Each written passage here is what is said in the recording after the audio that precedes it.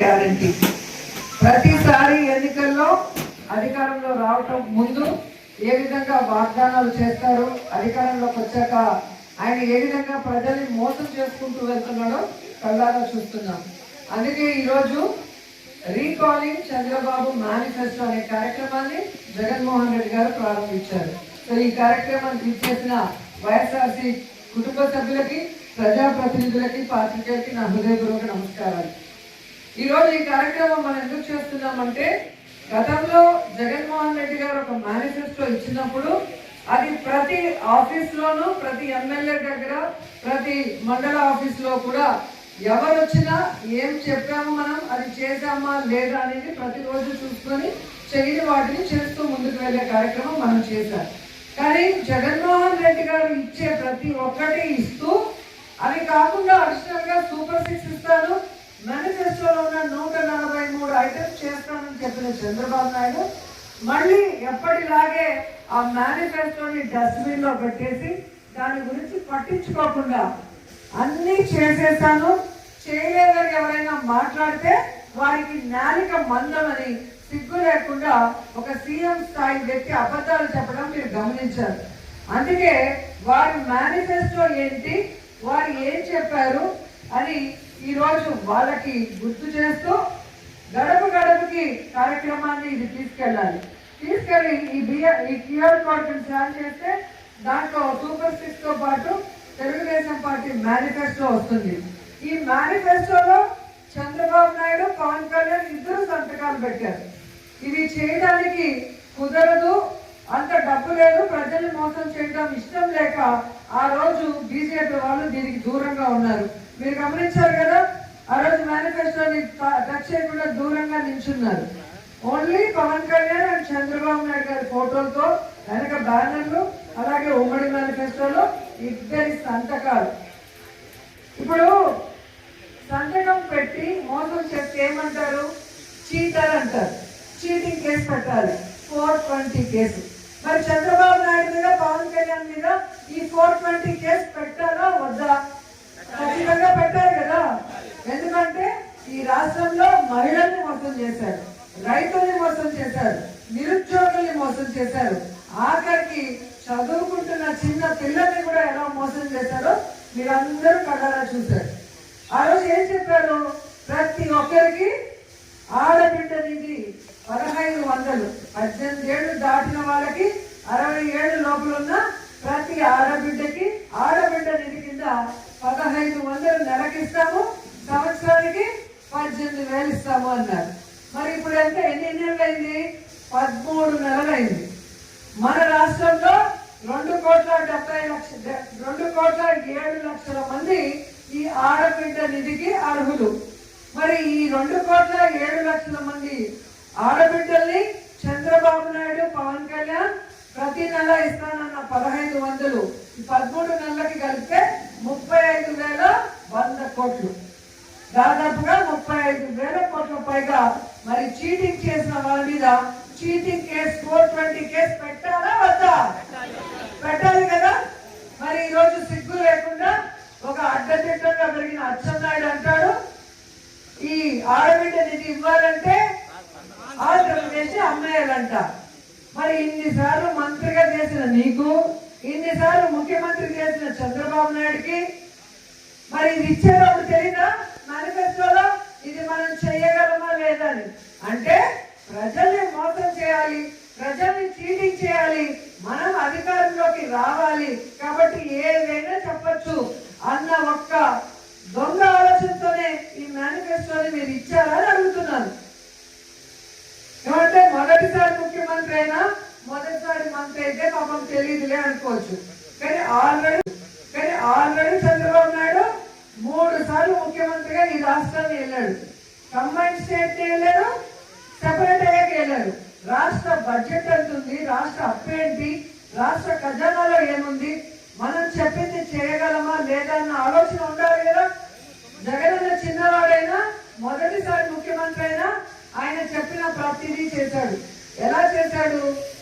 ఆయనే సంపద సృష్టించుకున్నారు, ఆయనే ప్రజలకు ఇచ్చిన మాటను నెరవేర్చుకోవాలన్న చిత్తశుద్ధితో చేశాడు. చంద్రబాబు నాయుడు దిగిపోయే రోజుకి ఖజానాలో ఎంత ఉంది?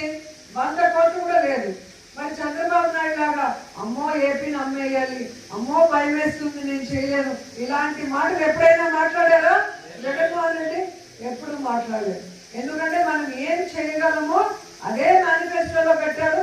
పెట్టిన దాన్ని కరోనా వచ్చి రాష్ట్రానికి ఇన్కమ్ లేకపోయినా ఎవ్వరు జీతం ఆపలేదు, ఎవ్వరు వెల్ఫేర్ స్కీమ్ ఆపలేదు, ఏ డెవలప్మెంట్ ఆపలేదు. అది నాయకుడు అంటే.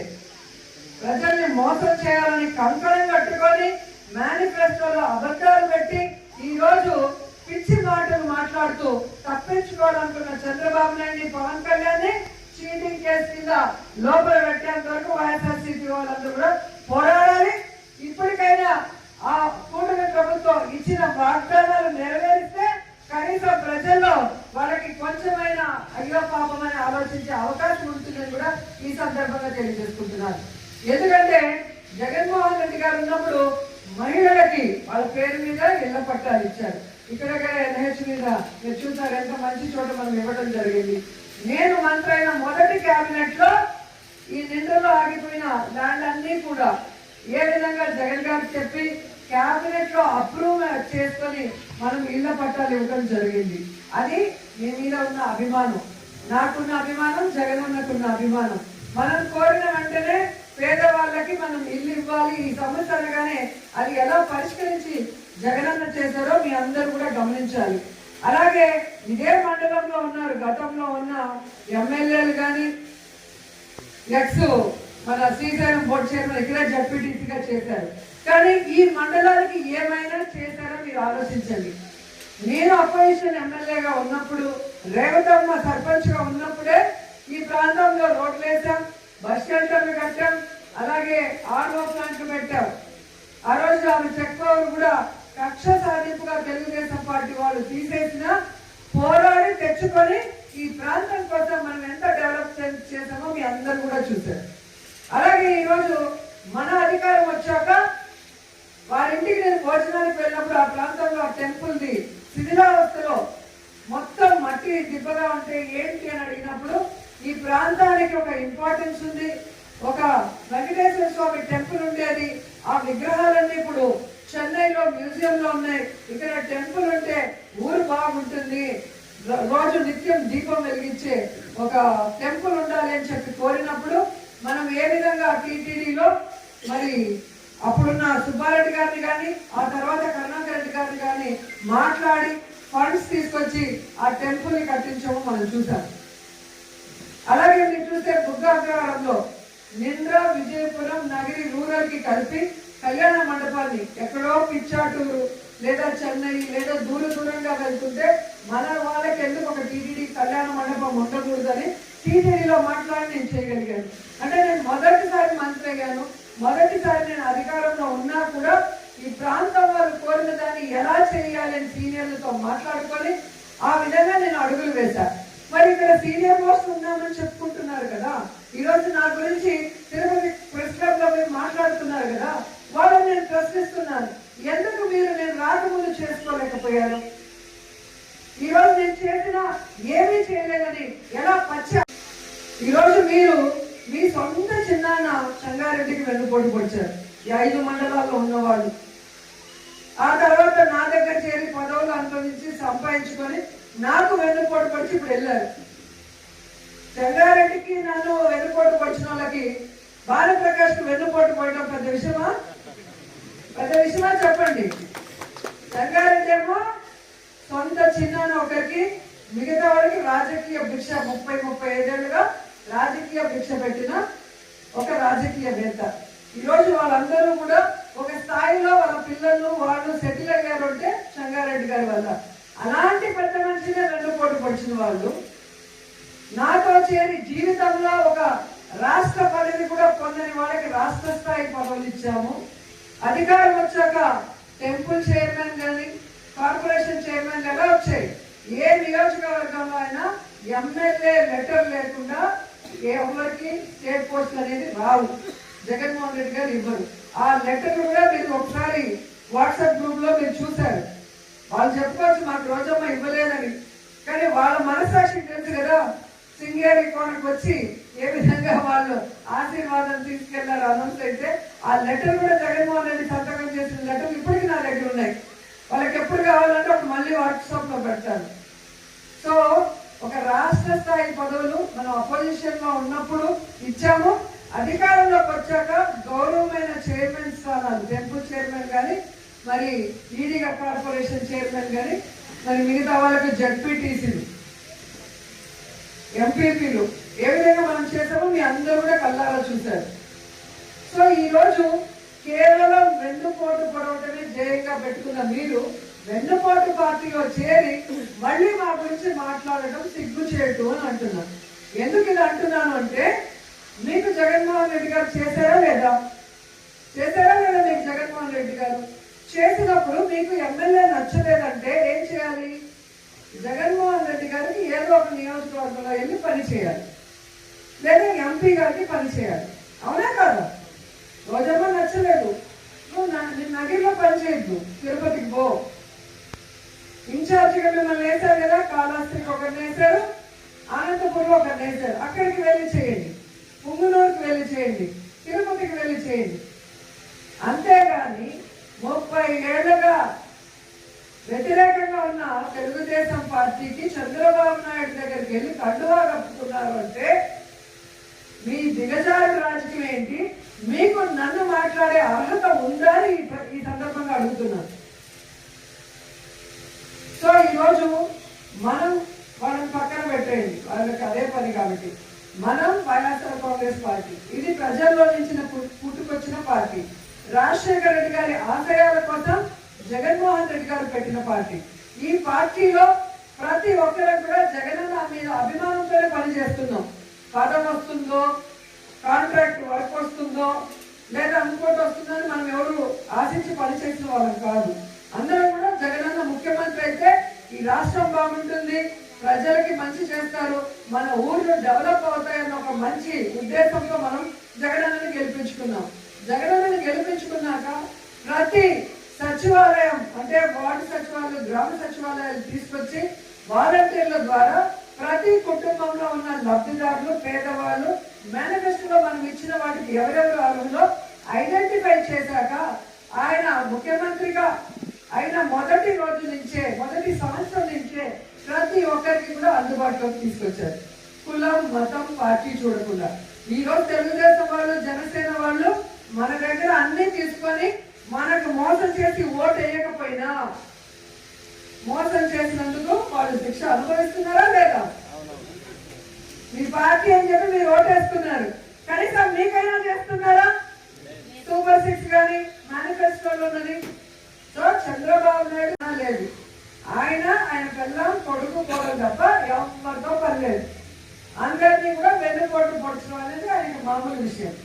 ఆయన చేసేది సభాష్, ఆయన వెన్నుపోటు పొడుస్తూనే ఉండాలి, ఆయనకి నేను సపోర్ట్ చేస్తూనే ఉంటానని పవన్ కళ్యాణ్ పబ్లిసిటీ మీటింగ్స్ లో చెప్తూనే ఉంటాడు.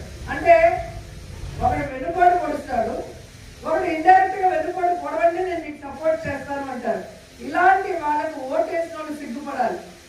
ఓడిపోయినందుకు మనం సిగ్గుపడాల్సిన అవసరం లేదు. ఎందుకంటే మనం పని చేసాం, అందరికీ మంచి చేసాం. ఈవీఎంల వల్ల లేదా తిన్నింటి వాసాలు లెక్క పెట్టిన కొంతమంది వల్ల మనం ఓడిపోయాం.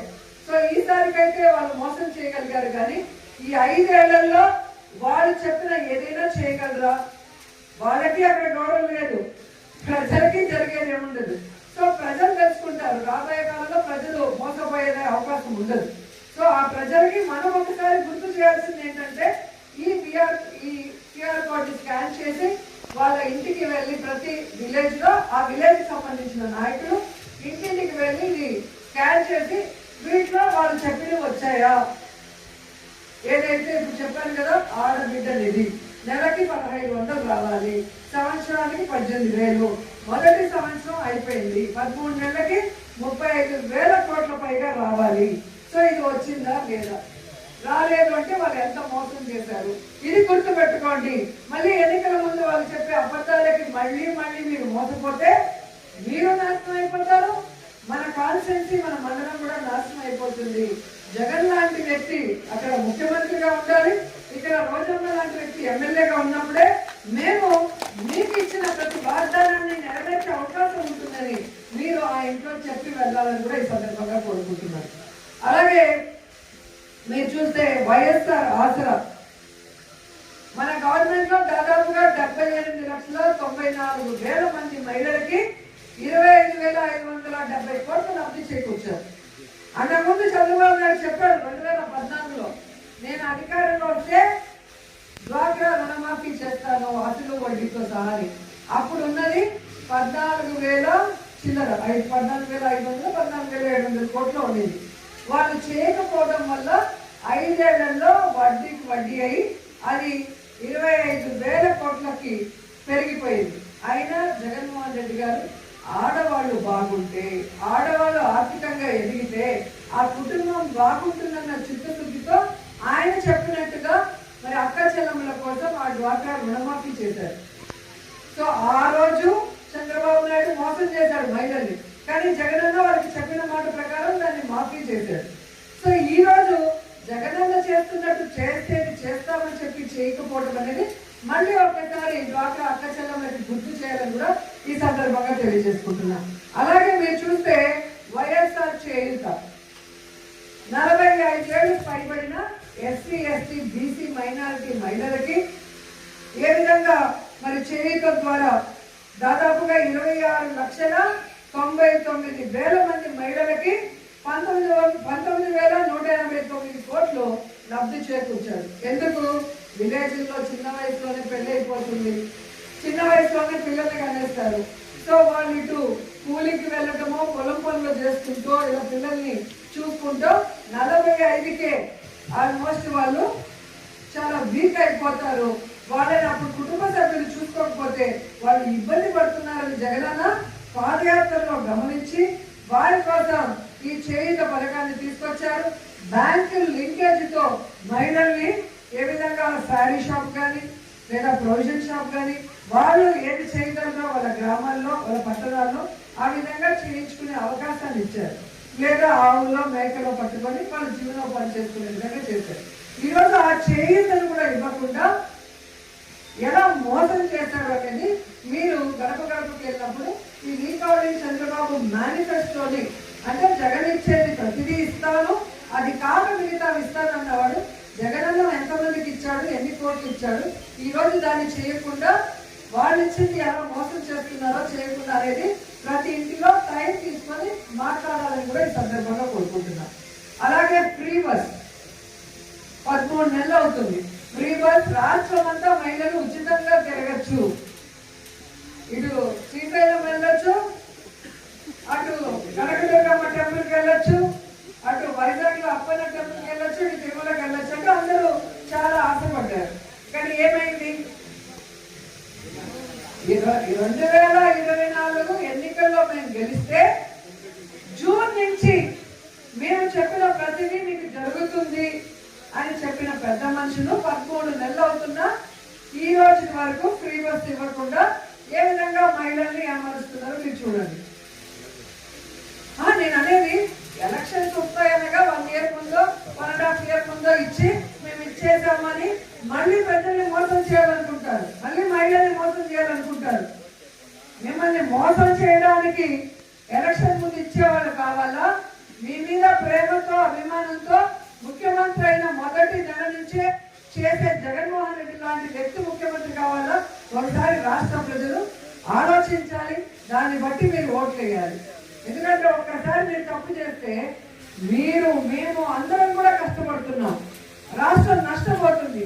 ఎందుకంటే ఈ దేశంలోనే ఏ రాష్ట్రంలో ఏ ముఖ్యమంత్రి చేయనటువంటి విధంగా మొదటి సంవత్సరంలోనే 1,83,000 కోట్లని అప్పు చేసి ఒక చెత్త రికార్డు సృష్టించాడు చంద్రబాబు నాయుడు. 5 సంవత్సరాల్లో జగనన్న చేసిన అప్పు తక్కువ, ఆ చేసిన ప్రతి రూపాయి అభివృద్ధి సంక్షేమం ఎలా చేశాడో అన్ని కూడా ఆన్లైన్ లో ఉంది. ఆ రోజేమో రాష్ట్రం శ్రీలంక అయిపోతుందని గగ్గోలు పెట్టిన ఈ కూటమి ప్రభుత్వం మరి ఈ రోజు ప్రజలకి ఏ వెల్ఫేర్ చేయకుండా, రాష్ట్రంలో ఏ అభివృద్ధి చేయకుండా ఎందుకు 1,87,000 కోట్లను అప్పు చేశారు? ఆ డబ్బు ఏమైందంటే వాళ్ళ దగ్గర మాటలు లేదు. ఒక స్కూల్ 2,000 చేశారా?